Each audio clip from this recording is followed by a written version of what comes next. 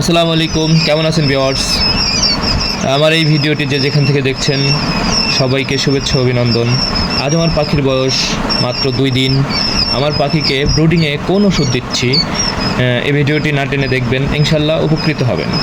আমি যখন পাখি আনছি তারপর 2 ঘন্টা গ্লুকোভেট দিছি, তারপর দিছি লাইসোভেট 1 গ্রাম 1 লিটার পানিতে, আরও দিছি সেফা 1, এইটাও 1 গ্রাম 1 লিটার পানিতে, আর তার সাথে আরও একটা ওষুধ দিছি, সেটা হলো রেনামক্স, এটাও 1 গ্রাম 1 লিটার পানিতে।